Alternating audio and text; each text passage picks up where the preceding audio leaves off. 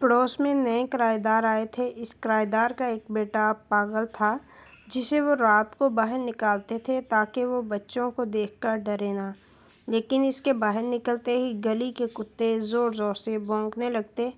مجھے کچھ عجیب لگتا۔ جب ایک دن میں سالن دینے ان کے گھر گئی، چپکے سے ان کے پاگل بیٹے کے کمرے میں جھانکا تو میرے پیروں تلے زمین کھسک گئی، کیونکہ اندر میری تصویر تھی اور وہ کوئی اور نہیں بلکہ میرا نام مشال ہے۔ میرے ساتھ ایک ایسا حادثہ ہوا جس کو میں کبھی فراموش نہیں کر سکتی تھی۔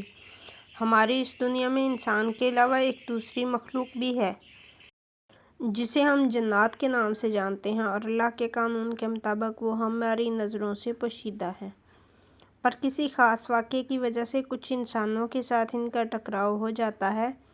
پر ہمیں کبھی بھی ان کا مذاق نہیں اڑانا چاہیے۔ مگر حقیقت یہ ہے کہ کائنات کے بہت سارے راز ہیں جن کی حقیقت کا علم صرف اللہ کی ذات کے علاوہ کسی کو نہیں ہوتا۔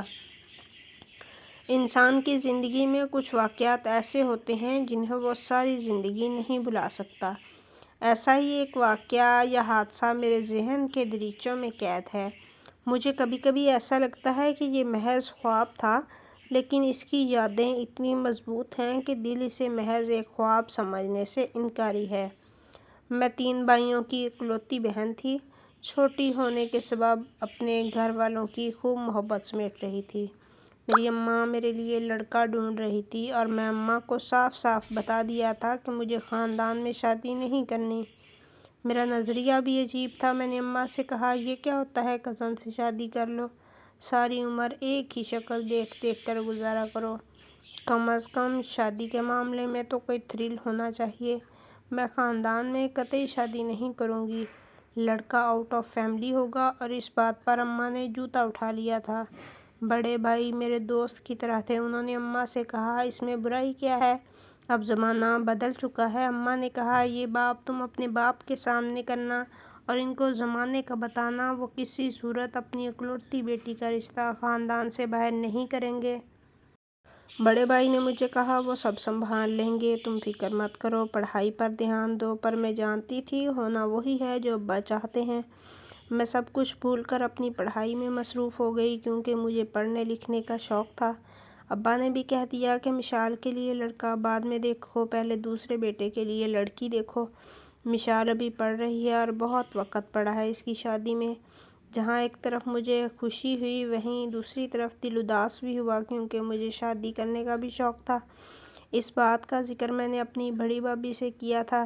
بھابھی نے کہا، مشال تم خوش قسمت ہو کہ پڑھ رہی ہو، تمہیں پوری آزادی ہے، جیسے چاہتی ہو ویسے رہ سکتی ہو۔ مجھے دیکھو، میں پڑھنا چاہتی تھی پر گھر والوں نے میری شادی کر دی، میری پڑھائی ادھوری رہ گئی اور میرے خواب ٹوٹ گئے۔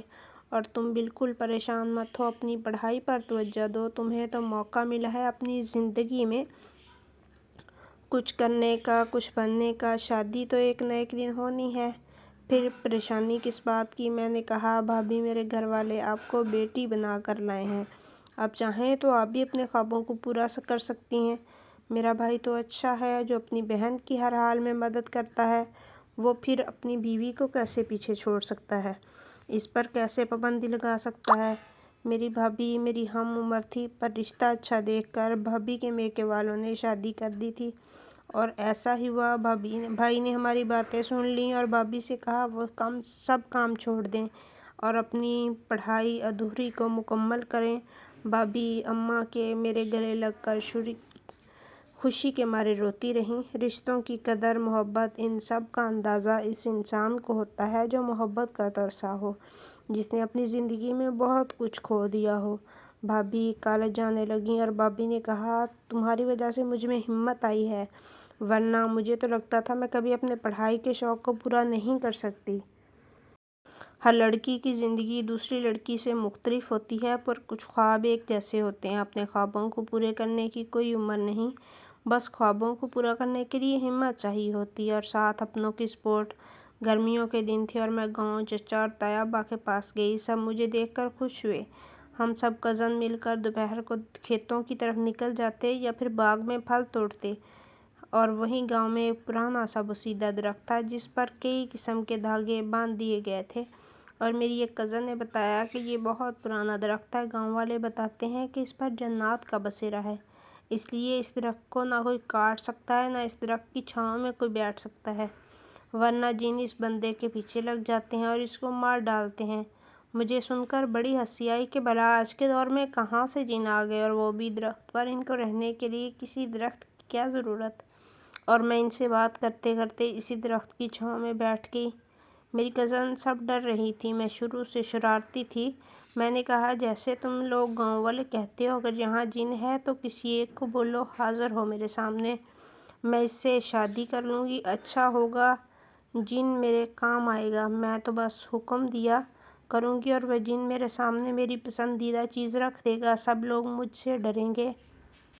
میری ایک کزن نے کہا، تمہیں جنات کا مذاق نہیں اڑانا چاہیے، بڑے کہتے ہیں اس درخت پر جنات ہیں تو تمہیں ایسے نہیں بولنا چاہیے۔ میں نے کہا، میں اس بات کو نہیں مانتی، اگر وہ جنات ہوتے تو پھر انسانوں کے غلام کیوں ہوتے؟ اللہ نے انسان کو اشرف المخلوقات بنایا ہے اور یہ جنات ہمارے سامنے کچھ نہیں ہوتے۔ اگر ایسا ہوتا تو ہم انسان کی دنیا میں کیا کر رہے ہیں؟ اور یہ درخت بھی تو کسی انسان نے لگایا ہے، تو پھر اس پر یہ جنات کیوں قبضہ کر کے بیٹھے ہیں؟ اب اتنی دیر ہو گئی میں یہاں بیٹھی ہوں، مجھے کچھ ہوا یا کسی نے کچھ کہا؟ یہ سب من گڑت کہانیاں ہیں، مجھے یقین نہیں ان سب پر۔ تو میری کزن نے کہا، ٹھیک ہے، رات کو آ کر خود دیکھ لینا کیسے اس درخت پر آگ جل رہی ہوتی ہے، تم سب مذاق بنا کر اچھا نہیں کر رہی۔ میں نے کہا، مجھے تو تم میں جن حاضر ہوا لگتا ہے، اور ہم ہنستے ہوئے گھر آ گئے۔ کچھ دنوں کے بعد رات کے وقت دیکھا تو وہاں آگ جل رہی تھی۔ میں نے اپنے کزن کو اٹھایا اور چلو پاس جا کر دیکھتے ہیں وہاں کون ہے جو آگ جلا کر تم سب گاؤں والوں کو خوفزدہ رکھتا ہے۔ اس نے بولا، معاف کرو مجھے، کسی بزرگ نے ان جنات سے بات کی تھی، انہوں نے کہا تھا ہم کبھی کسی کو کچھ نہیں کہیں گے، بس یہ درخت، اس کو ہم چھوڑ نہیں سکتے، اتنے سال ہو گئے کبھی کسی کو کچھ نہیں کہا اس جنات نے، بس اس درخت کو چھونے پر بھی اگر ہم درخت کے پاس جا کر معافی مانگ لیں تو یہ معاف کر دیتے ہیں۔ اور میں نے اپنی کزن کو کہا، بس کرو، کوئی جنات نہیں، یہ سب مووی میں بہت دیکھ چکی ہوں۔ کسی نے زمین پر قبضہ کرنے کے لیے اس درخت پر جنات کا ناٹک کیا ہوگا، اور اب یہ آگ بھی کوئی جلا کر بیٹھا ہوگا۔ تم میرے ساتھ چلو۔ اور میں باقی کزن کو بھی اٹھانے لگی۔ انہوں نے کہا، تمہیں جانا ہے تو اکیلی جاؤ، اور اگر کسی کو ذرا سا بھی شک ہو گیا تو گھر والوں نے ہماری ٹانگیں توڑ دینی ہیں۔ گرمیاں ہونے کی وجہ سے سب چھت پر سوتے تھے، اور چھت سے دور وہ درخت اور اس کے نیچے آگ جلتی صاف دکھائی دیتی تھی۔ میں پھر بھی موبائل میں ویڈیو بنانے لگی۔ میں اس درخت کے پاس جانا چاہتی تھی، بھائی کو بھی بتایا تو انہوں نے مجھے منع کیا، پر میں وہاں جانا چاہتی تھی۔ گاؤں والوں کا یہ شک دور کرنا چاہتی تھی کہ وہاں کوئی نہیں ہے۔ جس زمین میں وہ درخت تھا وہ زمین بھی بنجر تھی، کوئی ڈر کر اس درخت کے قریب سے گزرتا بھی نہیں تھا۔ اس لیے سوچ لیا تھا مجھے اب کیا کرنا تھا۔ جیسے صبح ہوئی، ناشتہ کیا، ہم سب پھر سے باہر بھاگ گئی۔ طیبہ نے بہت روکا، اس درخت کے پاس نہیں جانا، میں نے کل بھی تم لوگوں کو وہاں کھڑے دیکھا تھا، پر میں نے طیبہ سے کہا، کچھ نہیں ہوتا، آپ سب بلا وجہ ڈرتے ہیں، اور ان کی پوری بات سنے بغیر میں باہر نکل گئی۔ وہاں جا کر اسی درخت کی ایک جگہ پر کیمرہ چھپا دیا اور خوشی خوشی گاؤں کی سیر کرنے لگی۔ مجھے رات ہونے کا شدت سے انتظار تھا، اور ہم سب لیپ ٹاپ آن کر کے ویڈیو دیکھنے میں مصروف تھے۔ میرے علاوہ باقی سب کو پسینے آ رہے تھے، اور کئی گھنٹے انتظار کرتے رہے، پر اس درخت کے نیچے کسی کا بھی کوئی وجود ظاہر نہیں ہو رہا تھا۔ میں نے سب سے کہا، دیکھا وہاں کوئی بھی نہیں تھا، تم سب بلا وجہ ڈرتے ہو۔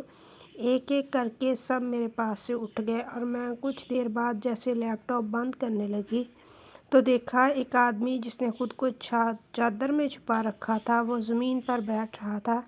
اچانک اس نے کیمرے کی طرف دیکھا، اس کا چہرہ نہیں دیکھ سکی تھی، پر اس کی آنکھیں بالکل سیاہ تھیں جن میں ایک وحشت تھی، اور لیپ ٹاپ کی سکرین ٹوٹ چکی تھی۔ میرے لیے یہ سب ناقابل یقین تھا، مجھے اپنا وہم لگ رہا تھا۔ میں نے صبح اٹھ کر بتایا تو میری کزن نے کہا، جھوٹ مت بولو، ہم رات دیکھتے رہے، کوئی بھی نہیں آیا تھا۔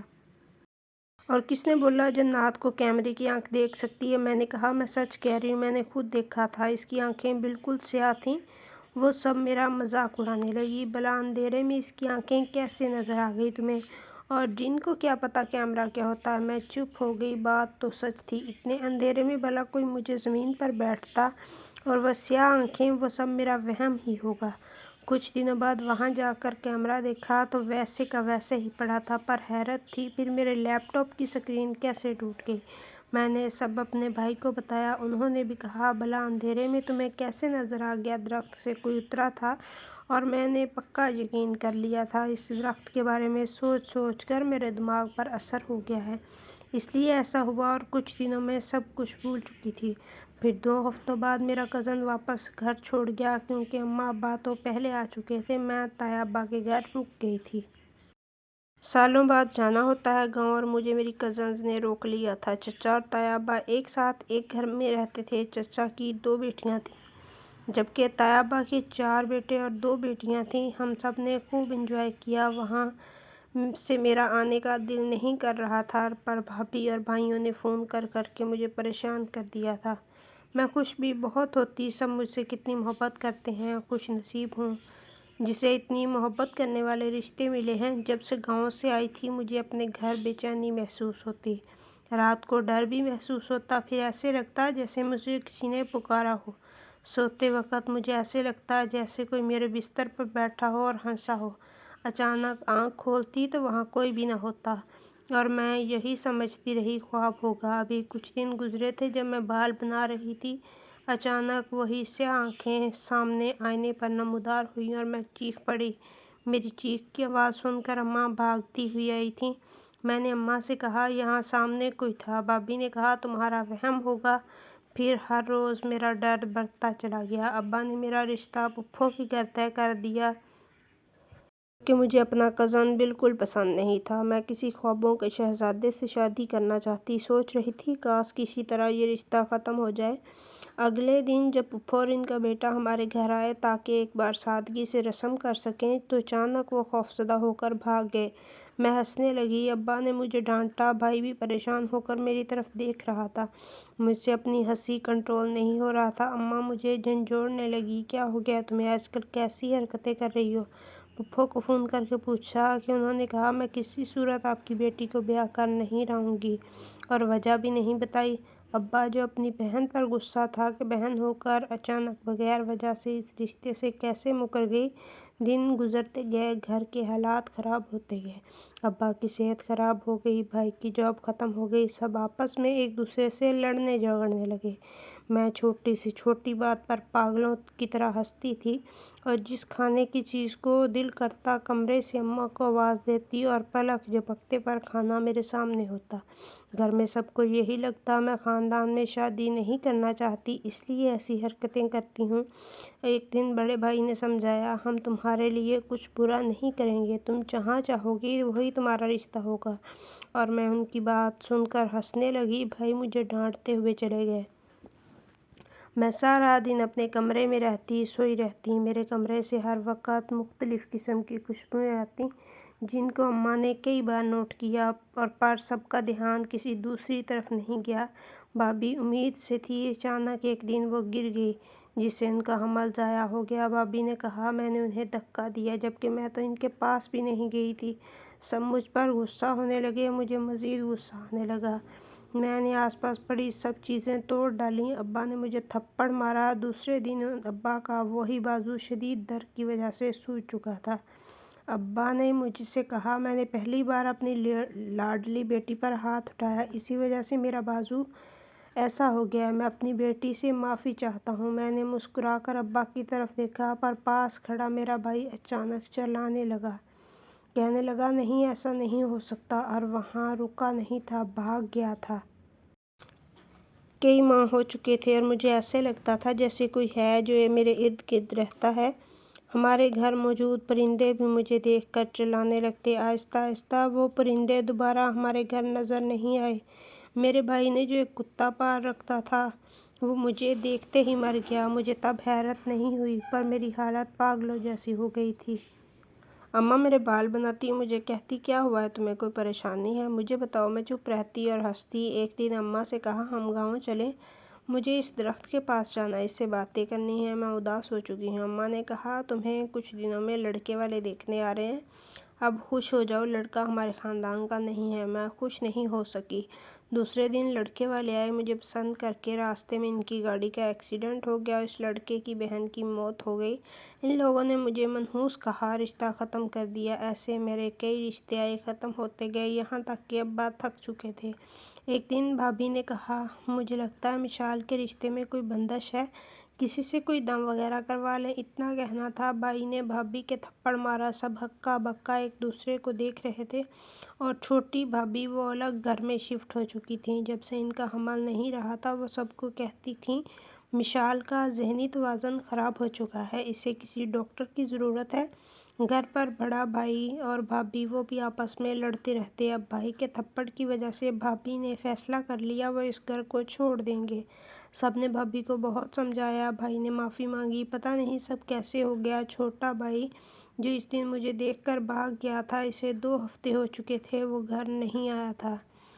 اسے کال کرنے پر وہ کہتا، میں آؤں گا پر ابھی نہیں، بہت ضروری کام میں بزی ہوں۔ ابا اور اماں نے سوچا گھر میں رنجشیں بڑھ رہی ہیں، اس لیے تیسرے بھائی کی شادی کر دیتے ہیں، ماحول بدلے گا، گھر میں خوشی آئے گی تو سب صحیح ہو جائے گا۔ اور اچانک سے بھابھی گھر میں صبح کے وقت ٹی وی آن کر دیتی۔ قرآن پاک کی تلاوت کی آواز سے مجھے بے چینی محسوس ہوتی۔ میں سر پکڑ کر رونے لگتی۔ میرے گھر والے اس حالت سے پریشان تھے۔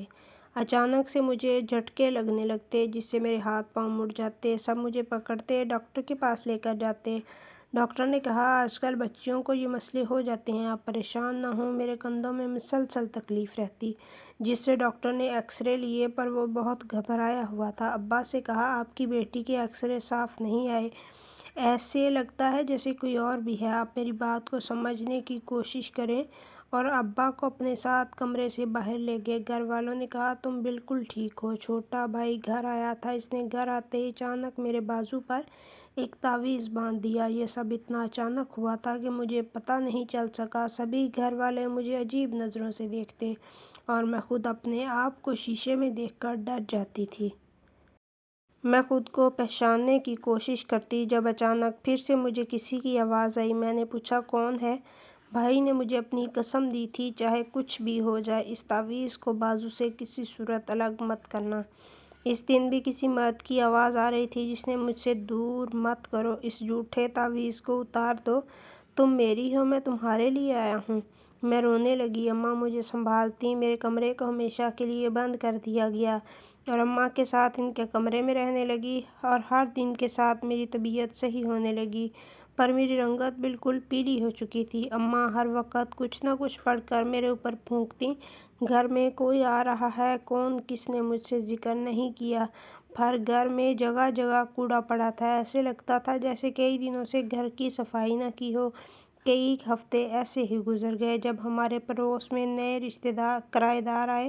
اس کرایہ دار کا ایک پاگل بیٹا تھا، جسے وہ رات کو باہر نکالتے تھے تاکہ وہ بچوں کو دیکھ کر ڈرے نہ، لیکن اس کے باہر نکلتے ہی گلی کے کتے زور زور سے بھونکنے لگتے۔ مجھے کچھ عجیب لگتا۔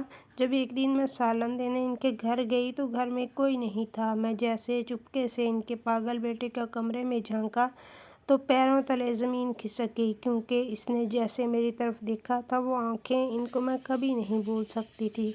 وہ وہی سیاہ آنکھیں تھیں جو پچھلے 2 سال سے مجھے پریشان کر رہی تھیں۔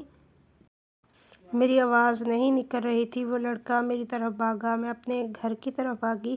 اماں مجھے دیکھ کر میری طرف آئی تھی۔ میں دروازے میں بیٹھی رونے لگی۔ خوف سے میری آواز نہیں نکل رہی تھی اور بے ہوش ہو چکی تھی۔ جب ہوش آیا تو بہت سے لوگ ہمارے گھر موجود تھے، اور نورانی چہرے والا شخص بھی تھا جو مسلسل تسبیح پر کچھ پڑھ رہا تھا۔ میں اٹھنا چاہ رہی تھی پر بھائی میرا ہاتھ نہیں چھوڑ رہا تھا، اور وہ پاگل لڑکا، اس کے گھر والے بھی موجود تھے۔ اس لڑکی کو مضبوطی سے باندھا گیا تھا۔ اچانک سے وہ لڑکا میری طرف دیکھ کر ہنسنے لگا اور مجھے کہنے لگا، تم مکر گئی، تم نے کیا کہا تھا، اگر میں سامنے آ جاؤں تو تم مجھ سے شادی کرو گی؟ میں اتنا عرصہ تمہارے ساتھ رہا، اور اب جب سامنے آیا تو تم مجھ سے جان چھڑانا چاہتی ہو؟ میں کسی صورت نہیں چھوڑ سکتا تمہیں۔ اور جیسے ہی اس بزرگ نے اس کے اوپر پانی پھینکا تو ایک چیخ بلند ہوئی۔ وہ لڑکا نہیں تھا، ایک جن ذات تھا۔ اسی دن میرے ساتھ آ گیا تھا جس دن میں نے اس درخت کے نیچے بیٹھ کر ان کا مذاق بنایا تھا۔ اس نے مجھے پاگل بنا دیا، مجھ سے بڑی بھول ہوئی۔ وہ پورا گروہ تھا جو ہمارے گھر میں بسنے لگا، سب کو اسی گھر میں قید کر دیا گیا تھا، اور وہ سیاہ آنکھوں والا جن جو مجھ پر عاشق ہو گیا تھا۔ چھوٹے بھائی نے جس دن مجھے دیکھ کر بھاگا تھا، اس نے کہا جب بابا نے تم سے سوری بولا تو اچانک تمہاری آنکھیں سیاہ ہوئی تھیں۔